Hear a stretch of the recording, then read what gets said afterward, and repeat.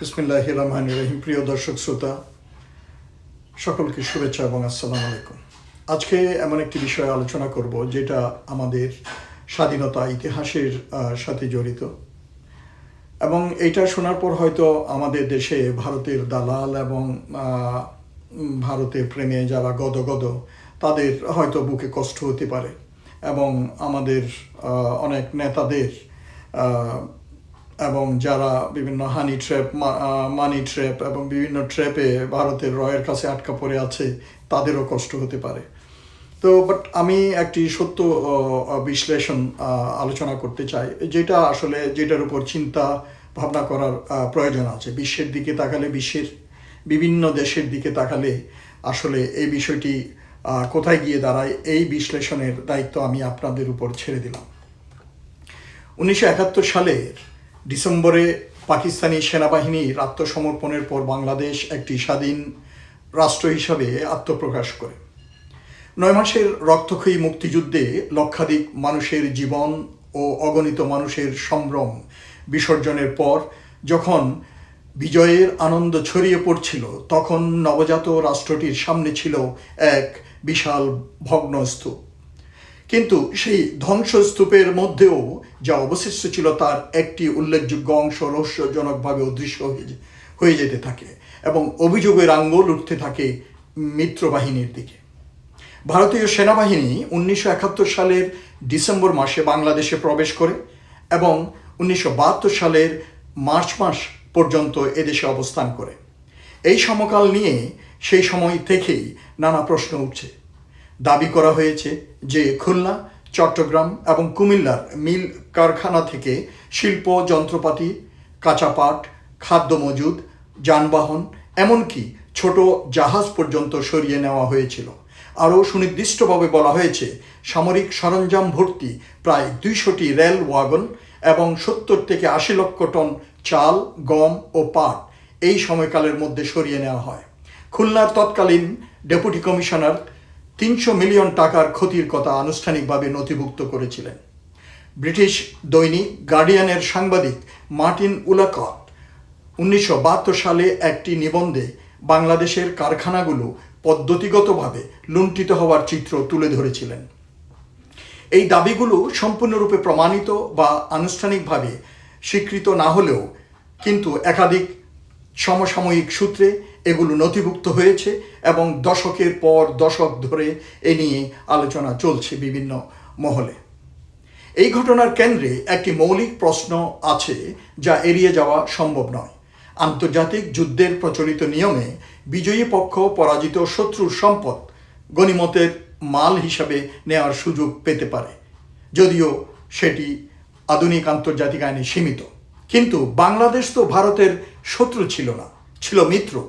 মুক্তিযুদ্ধের পুরো সংগ্রামটাই ছিল একই লক্ষ্যে পরিচালিত, পাকিস্তানি দখলদারিত্বের অবসান। সেই মিত্রের সম্পদ কোন যুক্তিতে গনিমতের মাল হয়, এই প্রশ্নের সন্তোষজনক উত্তর আজও পাওয়া যায়নি, এবং ভারত থেকেও এর কোনো উত্তর পাওয়া যায়নি। বিষয়টি আরও জটিল হয় যদি আমরা 1971 সালে ভারতের কৌশলগত স্বার্থের দিকটি বিশ্লেষণ করি। বাংলাদেশের স্বাধীনতা ভারতের জন্য কেবল একটি মানবিক বিজয় ছিল না, এটি ছিল একটি সুদূর প্রসারী ভূরাজনৈতিক পরিবর্তন। পাকিস্তান একটি দেশ হিসাবে দ্বিখণ্ডিত হলো, তার সামরিক শক্তি দীর্ঘমেয়াদে দুর্বল হয়ে পড়ল, এবং ভারত দক্ষিণ এশিয়ায় নিরঙ্কুশ আঞ্চলিক আধিপত্যের দিকে এগিয়ে গেল। পূর্ব সীমান্তে দীর্ঘদিনের চাপ অপসারিত হলো, এবং কাশ্মীর ও পশ্চিম সীমান্তে মনোযোগ কেন্দ্রীভূত করার সুযোগ তৈরি হলো। এই কৌশলগত সুবিধা অর্থমূল্যে পরিমাপ করা কঠিন, কিন্তু এটি যে ভারতের জাতীয় নিরাপত্তা সমীকরণকে দশকের পর দশক ধরে প্রবাহিত করেছে তা অস্বীকার করার উপায় নেই। ভারত 1971 সালের মুক্তিযুদ্ধে কত খরচ করেছিল, এর সঠিক হিসাব নানা সূত্রে নানাভাবে উপস্থাপিত হয়েছে। ভারতীয় সরকারের পক্ষ থেকে তৎকালীন প্রধানমন্ত্রী ইন্দিরা গান্ধী 1972 সালে সংসদে জানিয়েছিলেন যুদ্ধে ভারতের ব্যয় হয়েছে প্রায় 1500 কোটি রুপি। 1 কোটিরও বেশি শরণার্থীর ভরণপোষণ ও পুনর্বাসনে আরও বিশাল পরিমাণ অর্থ ব্যয় হয়েছে বলে বিভিন্ন সময়ে দাবি করা হয়েছে। মুক্তিযোদ্ধাদের প্রশিক্ষণ, অস্ত্র সরবরাহ এবং সরাসরি সামরিক অভিযানের খরচের সাথে যুক্ত। এগুলো সত্যিকারের ব্যয় এবং এই অবদানকে খাটো করে দেখার কোনো কারণ নেই, যদিও হিসাবে কিছুটা গরমিল থাকতেই পারে। কিন্তু প্রশ্ন হলো, এই ব্যয় এবং এই কৌশলগত সুবিধার বিপরীতে যদি সত্যি বিপুল পরিমাণ সম্পদ বাংলাদেশ থেকে সরানো হয়ে থাকে, তাহলে পারস্পরিক হিসাবের একটি পরিষ্কার কাঠামোকি তৈরি হওয়া উচিত নয়।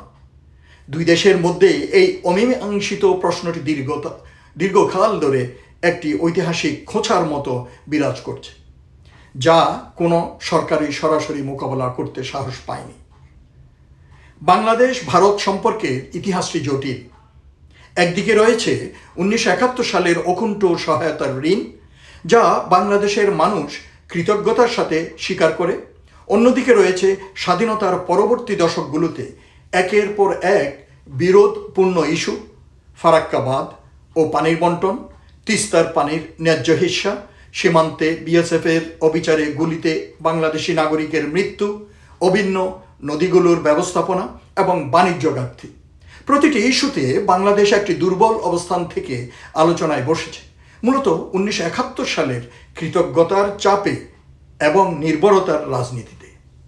এই প্রেক্ষাপটে একটি প্রস্তাব বিভিন্ন মহল থেকে উঠে আসছে, যা গুরুত্ব দিয়ে বিবেচনার দাবি রাখে।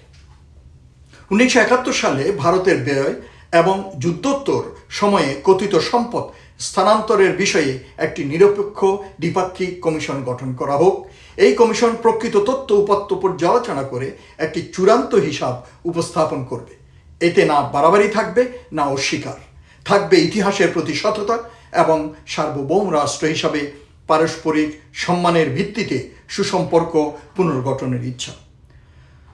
তুলনামূলক নজির হিসাবে দেখা যেতে পারে, দ্বিতীয় বিশ্বযুদ্ধের পর পশ্চিম জার্মানি দশকের পর দশক ধরে হলোকস্ট ক্ষতিগ্রস্তদের এবং দখলকৃত দেশগুলোকে ক্ষতিপূরণ প্রদান করেছে।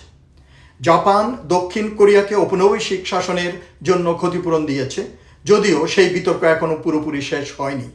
ফ্রান্স হাইতিকে ঔপনিবেশিক ঋণের জন্য যে বিশাল অর্থ গ্রহণ করেছিল, তা নিয়ে আন্তর্জাতিক মহলে আলোচনা এখনও চলছে।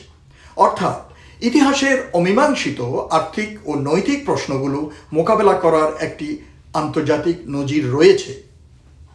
বাংলাদেশের জনগণ 1971 সালে ভারতের সহায়তাকে সম্মান করে এবং সেই সহায়তা ছাড়া মুক্তিযুদ্ধের ফলাফল ভিন্ন হতে পারত কিনা তা নিয়ে বিতর্ক নিষ্প্রয়োজন।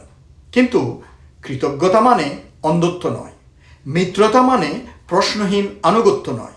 দুটি সার্বভৌম রাষ্ট্রের মধ্যে প্রকৃত বন্ধুত্ব প্রতিষ্ঠিত হয় পারস্পরিক সম্মান এবং সমতার ভিত্তিতে, অসম নির্ভরতার উপর নয়। যে প্রশ্নগুলো 50 বছরেরও বেশি সময় ধরে অনুত্তরিত আছে, এগুলো এড়িয়ে গেলে ঐতিহাসিক সত্যের সাথে বিশ্বাসঘাতকতা হয় এবং ভবিষ্যৎ প্রজন্মের কাছে একটি অসম্পূর্ণ ইতিহাস হস্তান্তরিত হয়। একটি স্বাধীন, নিরপেক্ষ ও তথ্য নির্ভর তদন্তের দাবি তাই আবেগের বহিঃপ্রকাশ নয়, এটি একটি পরিপক্ক রাষ্ট্রের ন্যায্য প্রত্যাশা। প্রকৃত বন্ধুত্ব সত্যকে ভয় পায় না। যদি অভিযোগগুলো ভিত্তিহীন হয়, তাহলে একটি স্বচ্ছ তদন্তই সেটি প্রমাণ করবে। আর যদি তথ্য প্রমাণ অন্য কথা বলে, তাহলে সেই সত্যকে স্বীকার করে সামনে এগিয়ে যাওয়াই দুই দেশের দীর্ঘমেয়াদী সম্পর্কের জন্য শ্রেয়। ইতিহাসের বোঝা বুকে চেপে কোনো সম্পর্ক টেকসই হয় না, না ব্যক্তির ক্ষেত্রে না রাষ্ট্রের ক্ষেত্রে। শুধু অন্যের উপরে দোহাই দিয়ে অন্যকে দিকে অঙ্গুলি নির্দেশ করে এবং নূতন নূতন বয়ান তৈরি করে বাংলাদেশকে ভুল পথে পরিচালিত করার প্রয়াস থেকে ভারতকে বের হয়ে আসতে হবে এবং বাংলাদেশকে এ ব্যাপারে একটি উদ্যোগ সত্যি নেওয়া উচিত ইতিহাসের প্রতি বিচার করার জন্য। সকলে ভালো থাকুন, ধন্যবাদ।